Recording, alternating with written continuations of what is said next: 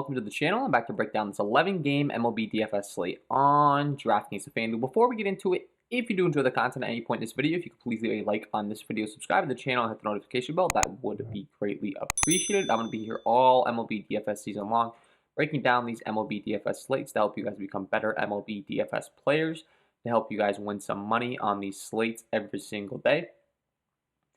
And YouTube continues to tell me about 60% of my audience is not subscribed. So if that's you and you enjoy this content, if you feel like I provide you with any value, you have no idea how much it helps me if you take just 1 second to hit that subscribe button. It's free. I really would like to be at 1,000 subscribers by the end of the MLB DFS season, and it's my promise to you that I'm going to be offering you the most valuable content and insight that I could possibly give you. I've been playing DFS since 2016. I have lots of knowledge to offer, and I'm looking forward to helping other people become better MLB DFS players. So don't forget to stay tuned to the end of the video for my home run call of the day. It's a favorite segment on this channel. Last time we nailed it going with Giancarlo Stanton hitting a home run. I said I knew he was going to be popular, but I felt like you just couldn't fade him on that slate. And he did go out there and get the job done as far as going deep first at bat. So you love to see that.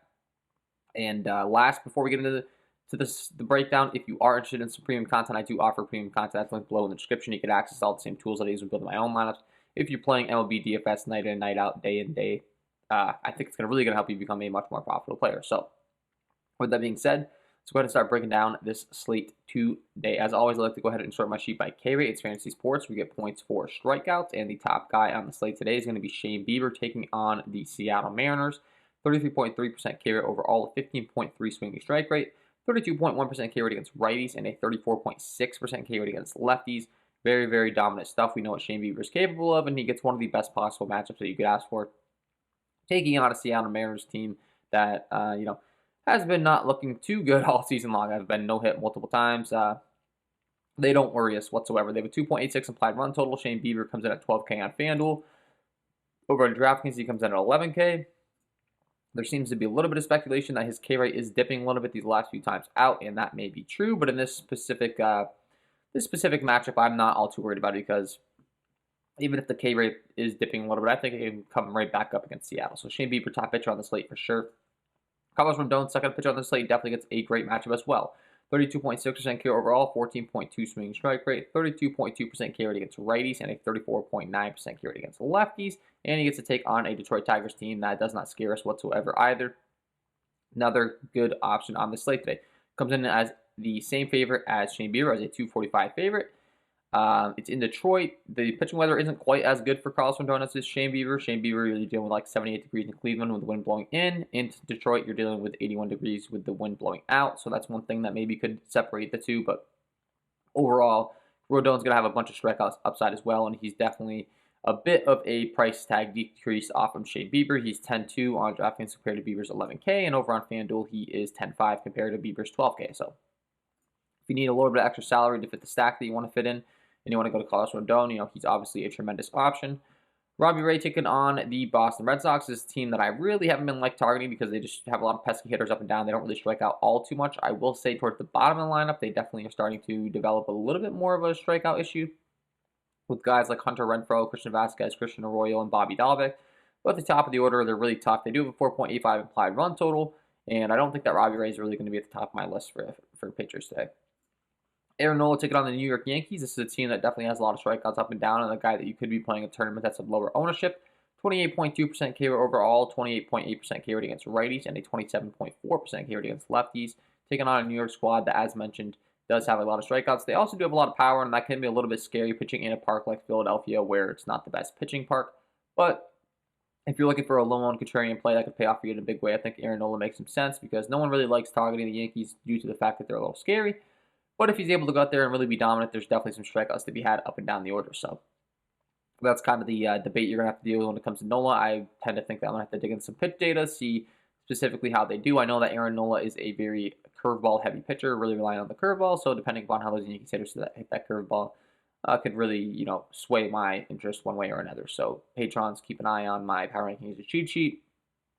And then as we continue further along here, things start to dip down in a pretty extreme manner fairly quickly. I'm looking up down, I'm not seeing anyone that I'm too interested in right off the bat. You got Chris Paddock taking on the New York Mets. He's been pretty good overall lately. 25.1% K overall, a 28.7% K rate against righties, and a 22% K rate against lefties.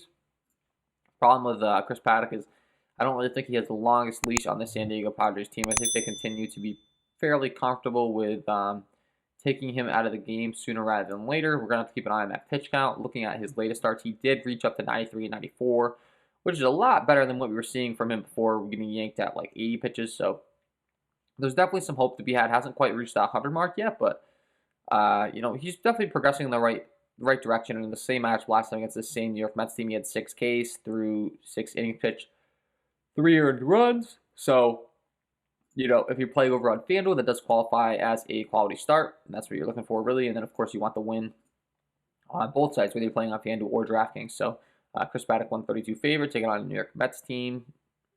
He's definitely a viable option. So, he's a guy that I'd be looking to. Domingo Germán taking on Philadelphia could be another interesting option. He's got a decent K rate, and the Philadelphia Phillies have striked out quite a bit. So 24.9% K overall. 25.5% K rate against righties and a 24.3% K rate against lefties. He's another guy you could definitely be looking to taking on this Philadelphia squad today. And then once we get past them, it's really going downhill. Drew Smiley taking on Miami. You could pitch. I personally think Drew Smiley's kind of on the down slope. He was pitching really good early on in the season. He starts all the way down to 6K on DraftKings, and if you look at his most recent starts, they just really haven't been the sharpest in the world, and I'm starting to think that he's not really this guy that we were seeing before. I've always liked to target Drew Smiley in DFS. He gives up a lot of hard contact, a lot of fly balls. I just don't really think that you really have to go to him on this slate today. Framber Valdez taking on the Minnesota Twins is a guy that you could be looking to possibly. Team that's striking out quite a bit. Ground ball, fly ball stuff is very good for Framber. He has struggled a little bit against righties, but the ground ball, fly ball stuff is still there with a 22.5% K rate overall. He's a guy that could possibly pique your interest on this slate today. And there was one more guy that I wanted to mention before we get into bats that I do think might be an interesting option, and it's going to be a call-up in the Cincinnati Reds game. His name is Antonio Santillan. Sorry if I pronounced that wrong. I expect him to make his major league debut in a spot start, and then these are situations that I always like to take advantage of if I can. If it's a guy that no one really knows and I see that he has some really good stuff going on in the minor leagues, and from what I am seeing, this guy had a 34.4% strikeout rate in 6 starts in AAA, and he's getting his major league debut, which means he has some really good strikeout stuff. It might just be one spot start, but with that being said, usually spot start happens when they've used the bullpen up, they've used the starting rotation up, and they need some pitches, so they're just like, we're going to get this kid a chance. They tend to let him go out there and throw a lot of pitches in these situations. And I think that Antonio Santillan could be a very sneaky play that other people may not know about. Maybe it's something where he's getting talked up all across the industry because of these numbers and everyone's saying to play him. I'm hoping that's not the case. And if it's not, I think that he could be a sneaky play if he's featured on the slate that you're playing on. He's 5.5 over on DraftKings. On FanDuel, it looks like he's not added to the player pool yet. Hopefully he will be, because I think that he could be a sneaky good play that could really pay off for you in tournaments. So with that being said, let's go ahead and transition over to bats. As always, I like to go ahead and start my sheet by Sierra, skill interactive ERA. It's a good way of determining how good a pitcher's been so far in his career and how good he's expected to be in the future. And the worst pitcher on the slate today is going to be Will Crowe, taking on the Milwaukee Brewers. Crowe comes in with a 18.8% K overall. Ground ball, fly ball stuff is not good. Hard contact stuff is not good. Gives up a 6.18 slugging to righties and a 5.50 slugging to lefties. Across the board has just been really bad, and he's taking on a Milwaukee squad today. In Milwaukee, that is going to be in a very good situation. They have a 5.3 implied run total. This Pittsburgh Pirates bullpen has not been good, and this is a good recipe for success as far as the Milwaukee Brewers lineup is concerned. Are we serious? Daniel Vogelbach, Christian Yelich, Avisail Garcia, Omar Narvaez, Willie Adames, Jace Peterson, Jack Bradley have literally no issues with every single bat in this lineup with how bad Will Crowe has been to both sides of the plate. Obviously, we do prefer to target the guys with the most power in the middle of the order, guys like Vogelbach, Christian Yelich in the 2 and 3 spot, Garcia in the 4, Narvaez 5, Willie Adames 6, and Luis Urias at the top of the order. But if you can put in a 7 and 8 hitter in your lineup and get different in field of fitness of pitchers that you like, I don't have an issue with that whatsoever. I think the Milwaukee Brewers stack is definitely going to be a good one today. Second on the list, we got Antonio Centella taking on the Cincinnati Reds. Ground ball, fly ball stuff is very good, but does not strike out anyone and gives up a lot of hard contact. So taking on a Cincinnati Reds team that has been putting up big numbers. I think they're going to be in a good spot on this one. And then not to mention the Colorado bullpen is also terrible. They have a 5.25 implied run total right now. And while Centella's ground ball stuff is good, you're facing a team that's been really hot as of late. They're looking really good, and they definitely have some guys that can get the ball airborne. Jesse Winker, Nick Castellanos, Tyler Naquin in the middle of the order, Joey Votto, Eugenio Suarez has a bunch of power in the 6th spot, Jonathan India at the top of the order, Tucker Barnhart, Kyle Farmer. Once again, a stack I feel comfortable going to up and down the order, similar to the Milwaukee Brewers one that we talked about. They're in a great spot as well. Martin Perez taking on the Toronto Blue Jays. Ground ball, fly ball stuff has not been the best. A left-handed pitcher, and his slugging given up to righties, a 445 slugging specifically. He can have some issues, and he doesn't really strike anyone out. And that could be an issue taking on a Toronto Blue Jays team that has a bunch of right-handed hitters with a bunch of power. It's 80 degrees in Fenway today with 9-mile-an-hour winds blowing out. Great hitting weather. And the stars kind of aligned for a great spot here for the Toronto Blue Jays. Marcus Semien, Bo Bichette, Vladimir Guerrero Jr., Teoscar Hernandez, Randall Grichuk, Lourdes Gurriel. All up and down the order. Riley Adams, Jonathan Davis, every single righty that cracks the lineup, you could definitely have interest in. My favorites, overall bet would probably be Teoscar Hernandez in the 4th spot. This guy just absolutely crushes left-handed pitching, so he'd probably be my favorite overall bet as far as upside in that stack.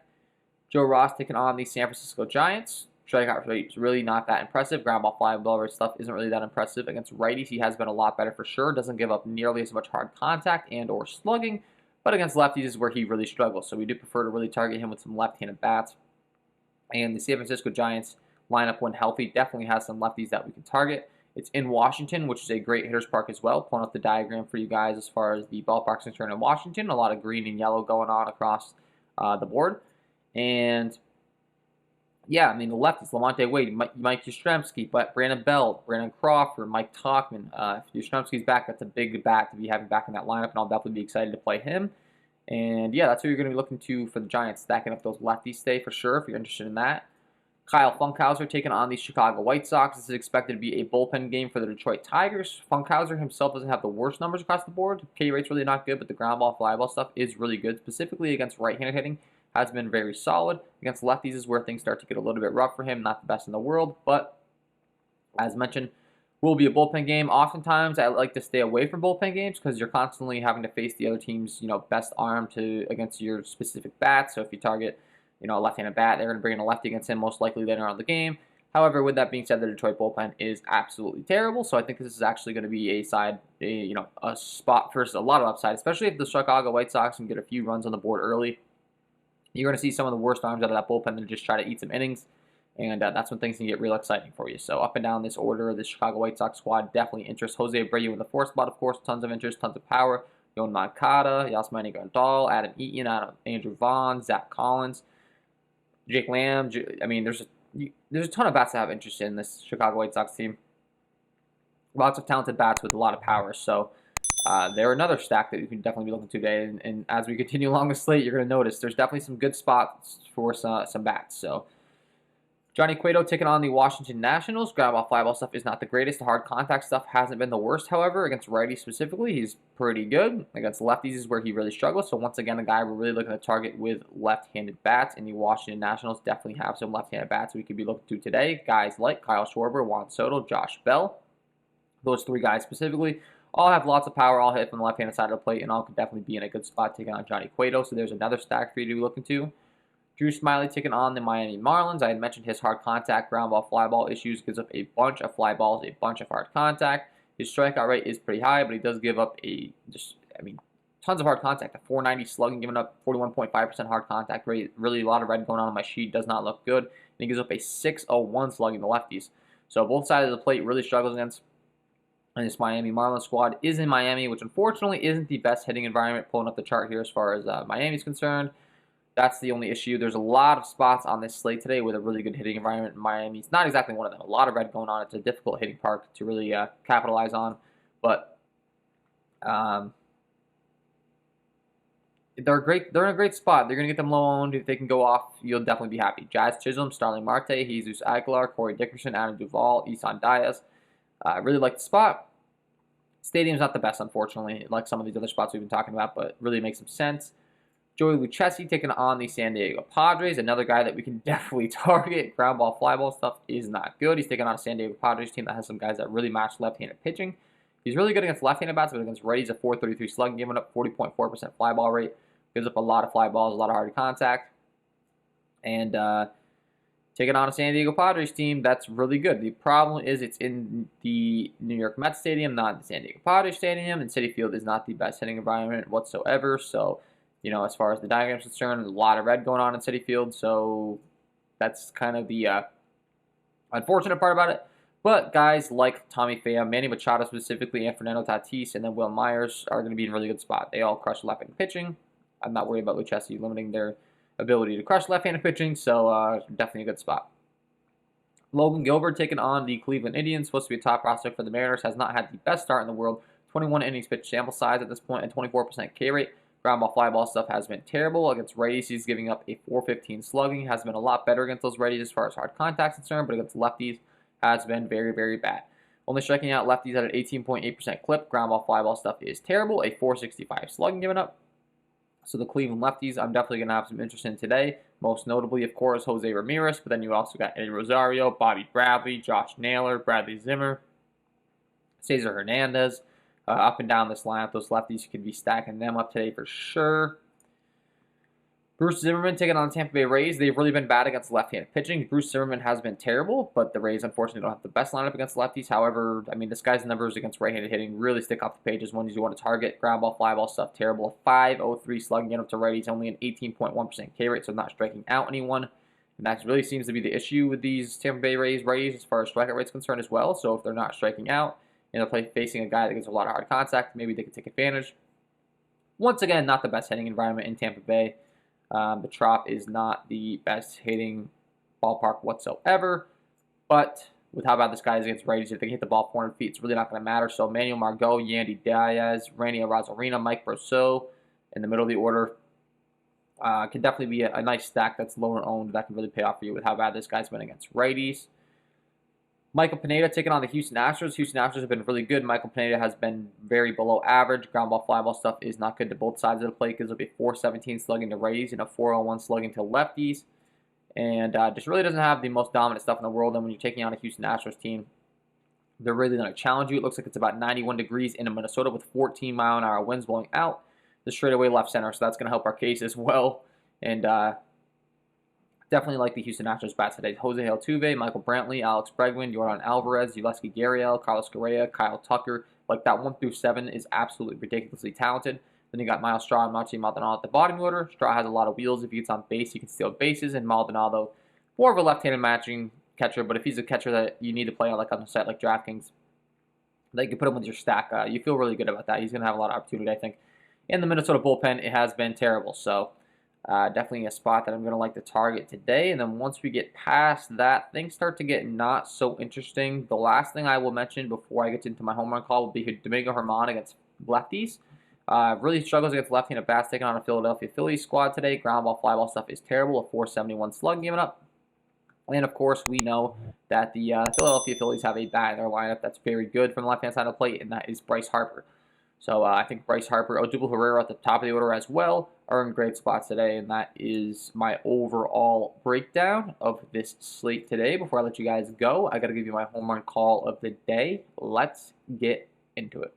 And my home run call of the day today is going to be Christian Yelich taking on Will Crowe. Way too good of a spot to pass up. This guy has really struggled against both sides of the plate, and specifically against lefties. A .550 slugging, giving up .423 WOBA, a 44.9% fly ball rate. Terrible across the board, and Christian Yelich profile is really good against this guy. As far as what he throws to lefties, really reliant on the fastball, on average throwing about a 93-mile-an-hour fastball. Christian Yelich crushes that pitch with a .452 ISO with a .474 WOBA against that pitch. And then as far as the secondary pitch to those left-handed bats, really reliant on the changeup, and Yelich crushes that pitch as well. A .214 ISO with a .408 WOBA. Not to mention this game is being played in Miller Park, a great hitting environment for those left-handed bats down the right field line. Love to target lefties in Milwaukee. Love this spot for Christian Yelich. Get him in your lineups because he is my home run call of the day. So there you have it, guys. Christian Yelich, get him in your lineups. And that is all from me in this one. If you did enjoy the content, if you could please leave a like on this video, subscribe to the channel, hit the notification bell. That would be greatly appreciated. Wish you guys all the best of luck today, and we will see you in the next one.